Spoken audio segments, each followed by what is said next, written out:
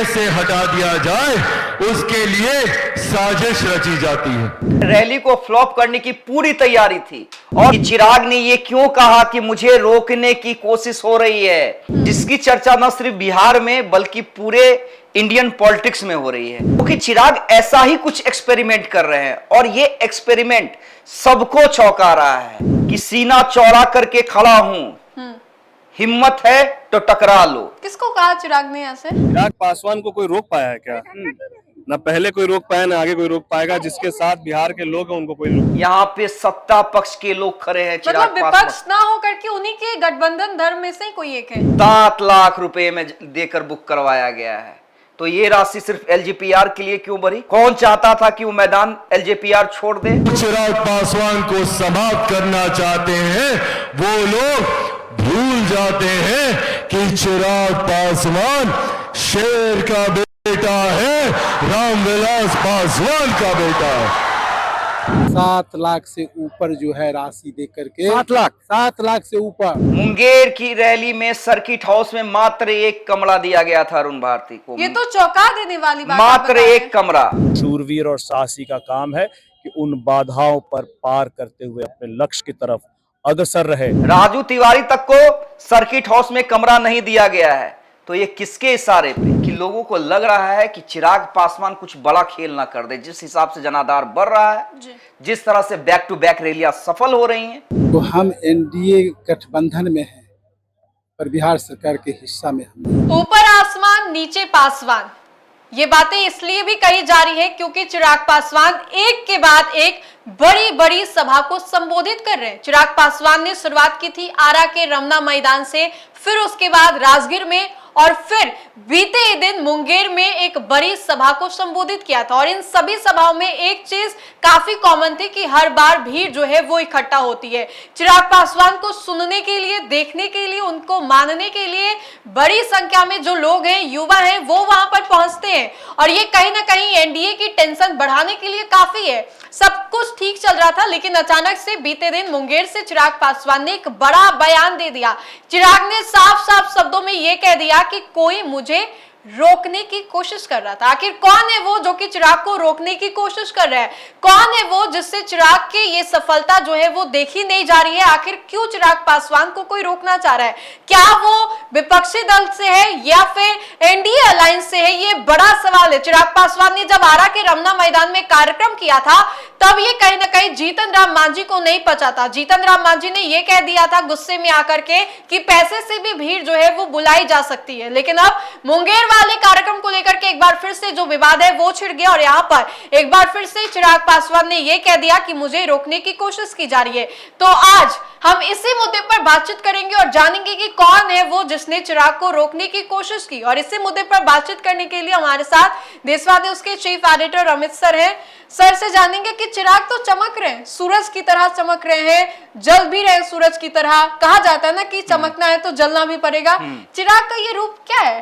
क्या दिखा रहे चिराग पासवान? नहीं नंदी, देखिए चिराग पासवान वाकई चमक तो रहे हैं। आज एकमात्र बिहार का एक लीडर मुझे बताइए जिसकी चर्चा न सिर्फ बिहार में बल्कि पूरे इंडियन पॉलिटिक्स में हो रही है, उसका नाम चिराग पासवान है। आप विपक्ष के पास जाइए तो चिराग पासवान के लिए सवाल बनता है जी। सत्ता पक्ष के लिए पास जाइए तो चिराग पासवान को लेकर मीडिया कर्मी सवाल पूछते हैं, क्योंकि चिराग ऐसा ही कुछ एक्सपेरिमेंट कर रहे हैं और ये एक्सपेरिमेंट सबको चौंका रहा है। क्यों चौंका रहा है उस पे तो हम बाद में आएंगे, लेकिन आपने जो पूछा कि चिराग ने ये क्यों कहा कि मुझे रोकने की कोशिश हो रही है, मुझसे लोग जल रहे हैं लोग चिराग पासवान से। हाँ, उनके सफलता से, उनकी सफलता से। उन्होंने इतना ही नहीं कहा, उन्होंने कहा कि सीना चौड़ा करके खड़ा हूं, हिम्मत है तो टकरा लो। किसको कहा चिराग ने ऐसे? हाँ, अब ये सवाल है किसको कहा, ये पहेली सबको समझ में नहीं आनी है। कई मीडिया कर्मी गए थे, कई चैनल मौजूद थे वहां पे, लेकिन ये पहेली सिर्फ मुझे समझ में आई और यही आज मैं दर्शकों को समझाने जा रहा हूं। हालांकि मैंने कल इसकी बानगी भी अपने दर्शकों को सुनवा दी थी, लेकिन अब विस्तार से चर्चा करेंगे। देखिए, जाहिर सी बात है, अगर चिराग का कद बढ़ रहा है तो विपक्ष को तो परेशानी होगी। विपक्ष तो चाहेगा ही कि चिराग को लेट डाउन करे, चिराग पासवान के पॉलिटिक्स को कमजोर करे। लेकिन यहाँ पे कोई विपक्ष नहीं है, यहाँ पे सत्ता पक्ष के लोग खड़े हैं। चिराग मतलब विपक्ष ना होकर के उन्हीं के गठबंधन धर्म में से ही कोई एक है। बिल्कुल बिल्कुल, ये तो चौंका देने वाली बात है कि गठबंधन में से ही कोई है जिससे चिराग की ये सफलता नहीं बर्दाश्त हो रही है। बिल्कुल, और कैसे मैं इसे पूरी तरह से एस्टेब्लिश करने जा रहा हूं। मैं ऐसी कोई बात नहीं करूंगा जिसमें इंपॉर्टेंस ना हो, जिसका तथ्य ना हो, जिसका आधार ना हो। आप जानती हैं मैं ऐसी कोई भी बात टीआरपी के लिए, व्यूज के लिए नहीं करता हूं। बाकी चैनल करते होंगे, मुझे नहीं पता। अब देखिए, चिराग के हर एक बयान को आप नोट कीजिए। लोग मुझसे जल रहे हैं, लोग मुझे रोकना चाहते हैं, लोग मेरी हत्या करवाना चाहते हैं, यहां तक चिराग ने कह दिया। अब देखिए, चिराग की हत्या, जी जीतन राम मांझी तो अनकंफर्टेबल हैं उनकी पॉलिटिक्स से, ये सबको पता है। जी जी, वक्त वक्त पर बयान वक्त पे बयान दे रहे हैं। बच्चा ना समझ, भारे की भीड़, ना जाने क्या क्या कहते हैं। गठबंधन धर्म का पालन करने की सीख देते हैं। ये भी कहते हैं कि गुड़ खाए गुलगुल्ले से परहेज नहीं चलेगा। लेकिन मतलब जो बोल नहीं पाते उसको पोस्ट कर देते हैं, कोई कसर नहीं छोड़ते, कोई कसर नहीं छोड़ते। और ये दलित नेताओं की लड़ाई जो है वो साफ तौर पर देखने को मिलती है। लेकिन चौंक जाइएगा आप राजनंदनी, जीतन राम मांझी नहीं रोक रहे हैं चिराग पासवान को। कल मुंगेर की रैली को फ्लॉप करने की पूरी तैयारी थी, और वो सत्ता पक्ष के तरफ से तैयारी थी किसी तरह चिराग की रैली में भीड़ न जुटे। जी हां, पूरी तरह से तैयारी, प्लानिंग कर ली गई थी। अब देखिए, एक एक सीक्वेंस हम बताते हैं। जिस मैदान में कल चिराग की सभा हुई थी, उस मैदान को जनरली कोई पॉलिटिकल पार्टी बुक करता है तो उसका किराया लाख कुछ हजार रुपए है। एग्जैक्ट फिगर नहीं पता है, लेकिन मुझे लाख 1.5 लाख के अंदर है जी। चिराग पासवान एलजेपीआर को कितने में मिला है पता है? मैदान कितने में? 7 लाख रुपए में देकर बुक करवाया गया है। तो ये राशि सिर्फ एलजेपीआर के लिए क्यों भरी? कौन चाहता था कि वो मैदान एलजेपीआर छोड़ दे, ना बुक मतलब ये करवाए? भी खींचते खींचते 7 लाख तक गया। मतलब प्राइस और भी ज्यादा होंगे, 1 लाख में लोगों को मिल जाता है, लेकिन 7 लाख चिराग में की पार्टी को देनी पड़ी। 7 लाख देनी पड़ी पहला, और वो प्रूफ है। हालांकि एलजेपीआर के कई नेताओं ने इसका जिक्र नहीं किया है जी। लेकिन वो बयान जो कार्यक्रम प्रभारी थे सुरेंद्र विवेक से जब मैंने पूछा, क्योंकि मेरे पास ये जानकारी आई, तो जब मैंने पूछा तो उन्होंने हामी भरी। वो बयान थोड़ा सुनवा दीजिएगा। कहीं ना कहीं लगा कि प्रशासन जो है उसने द्वेष की भावना रखी है, क्योंकि प्रशासन तो भाई आपकी ही है, आप भी एनडीए में हैं, लेकिन प्रशासन क्यों इतना आज रोक रहा था? देखिए, एक खुले शब्दों में मैं कह देना चाहता हूँ, तो हम एनडीए गठबंधन में हैं, पर बिहार सरकार के हिस्सा में हम नहीं हैं, जिसका भुक्तभोगी हम हो रहे। मैंने मंच से कहा था, इस मैदान को आज पहले जितने भी राजनीतिक दल थे, केवल 1,25,000 मैक्सिमम लोगों ने दे करके पूरे मैदान को आवंटित कराया, आरक्षित कराया। लेकिन लोजपा रामविलास का जब कार्यक्रम हुआ तो 7 लाख से ऊपर जो है राशि दे करके, 7 लाख से ऊपर दे करके इस मैदान को आरक्षित कराना। सर्किट हाउस में भी रूम नहीं दिया गया। सर्किट हाउस में भी हद तो तब हो गई, जो माननीय हमारे सांसद विधायक आ रहे हैं। आप कल्पना कीजिए, जो 2 रूम देने का प्रोटोकॉल है, और कहते थे एक ही रूम खाली है, एक रूम में क्यों? ये कौन क्या जानबूझ के आप जो पावर में है, सीधे सीधे मैं नाम लेता हूँ, नीतीश कुमार या उनके प्रशासन के लोग रोक रहे हैं? जो भी हो, लेकिन इस कार्यक्रम को विफल करने के लिए एक साजिश रची। उसके बाद सर्किट हाउस, देखिए जहां भी चिराग रैली करते हैं तो चिराग के रैली की अगुवाई कौन करते हैं? अरुण भारती करते हैं। वो लगातार उस भार को संभालते हैं। मतलब मैनेजमेंट कहाँ देखना, क्या 6-7 दिन पहले चले जाते हैं उस जगह पे, सर्किट हाउस में रुकते हैं। उसके बाद कार्यक्रम का प्रभारी बनाया जाता है। उसके बाद जो जैसे मान लीजिए कि मुंगेर है, तो मुंगेर में जितने विधानसभा हैं उनका प्रभारी बनाया जाता है, और सबको दायित्व दिया जाता है कि भाई आपको लोगों को बताना है कि चिराग पासवान की रैली होनी है और स्वेच्छा से लोग आए, इसकी व्यवस्था आपको देखनी है हर जगह।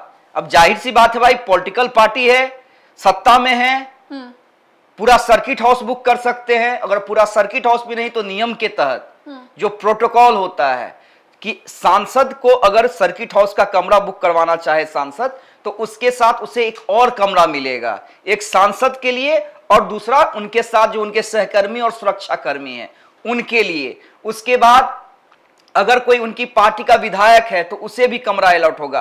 देखिए, बात आप छपरा की करें, राजगीर की करें, हर जगह यही व्यवस्था मैंने देखी, क्योंकि मैं अमूमन इस तरह के कार्यक्रमों में एक दिन पहले चला जाता हूं व्यवस्था देखने के लिए कि क्या हो रहा है, किस तरह से मैनेजमेंट हो रहा है जी। तो मैंने छपरा में भी देखा था भाई, 3-4 कमरे बुक थे। मुंगेर की रैली में सर्किट हाउस में मात्र 1 कमरा दिया गया था अरुण भारती को। ये तो चौंका देने वाली बात मात्र 1 कमरा। वाकई ऐसी हकीकत है ये? बिल्कुल, ये हकीकत है? बिल्कुल, मात्र 1 कमरा दिया गया था। बताइए, एलजेपीआर, चिराग पासवान की पार्टी एनडीए में, उनके जीजा सांसद, और उन्हें मिल रहा है सर्किट हाउस में 1 कमरा। प्रदेश अध्यक्ष तक को सर्किट हाउस में कमरा नहीं मिला है, राजू तिवारी को।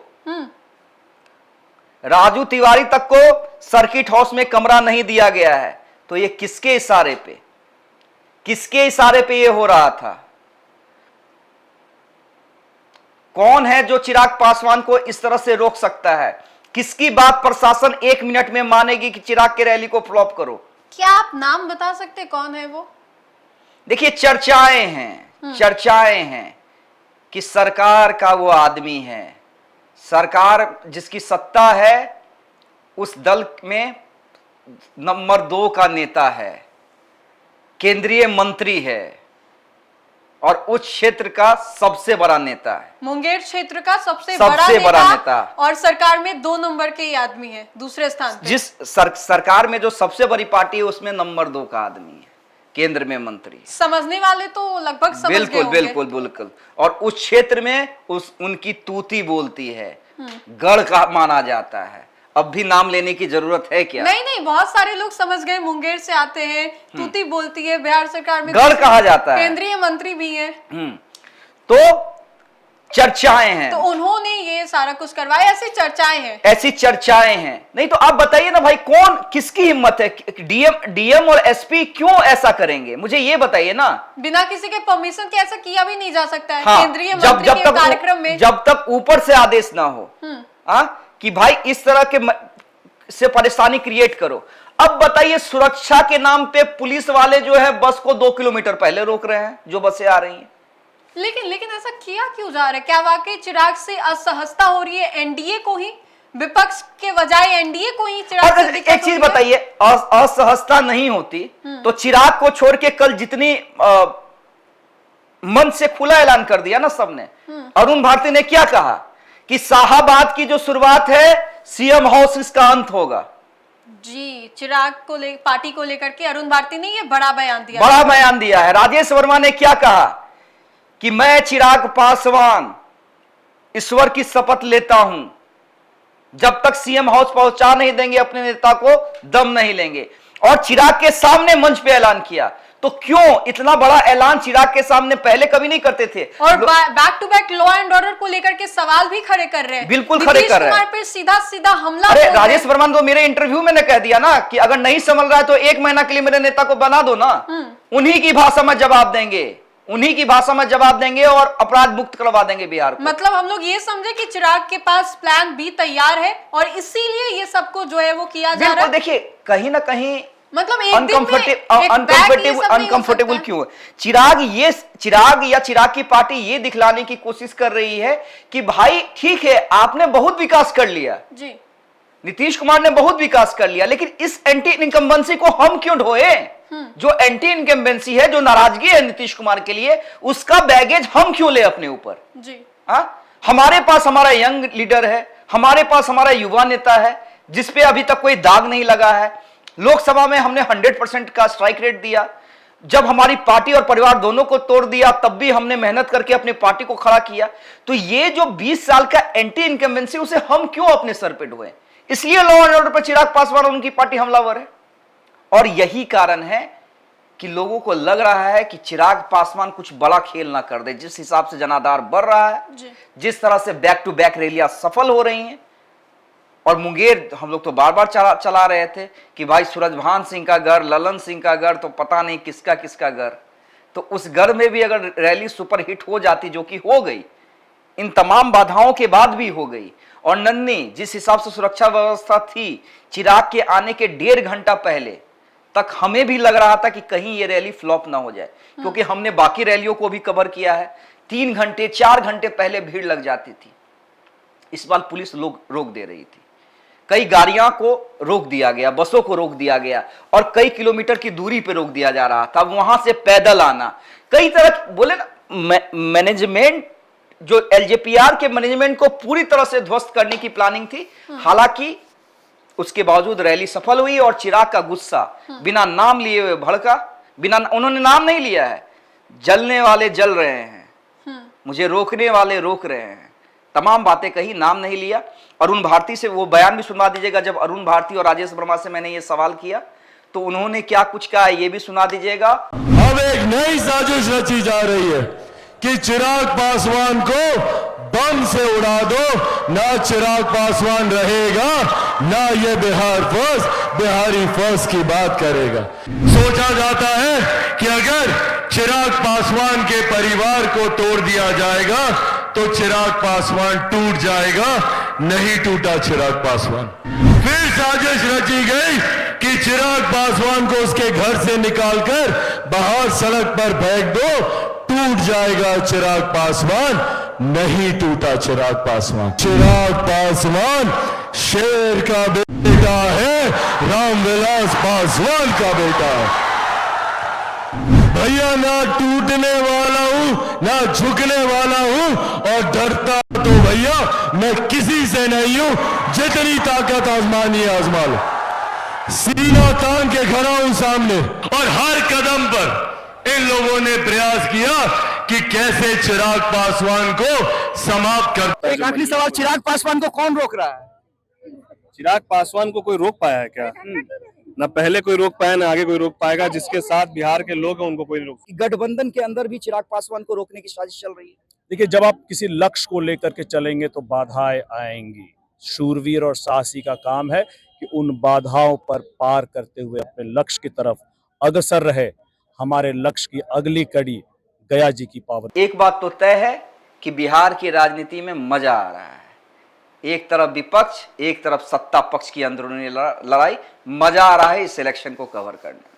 चलिए, तो चिराग पासवान को लेकर के भी हमने बातें की, और चुनावी साल में एनडीए गठबंधन में ही पार्टी के अलग अलग नेताओं की ओर से चिराग को लेकर के जो बयान दिए जा रहे हैं, ये साफ तौर पे जिस तरीके से एक म्यान में 2 तलवार नहीं रखे जा सकते हैं, अब कहीं ना कहीं ये बिहार की राजनीति में भी देखने को मिल रहा है। और एक साथ जब कई बर्तन रखे जाते हैं तो आपस में टन टन की जो आवाजें हैं वो सुनाई देती हैं, और इस बार कुछ ऐसा ही देखने और सुनने को भी मिल रहा है। बहरहाल इस पूरे वीडियो को लेकर के आप अपनी प्रतिक्रिया हमें जरूर बताएं। तो फिलहाल के लिए इस खबर में इतना ही। बहुत बहुत शुक्रिया।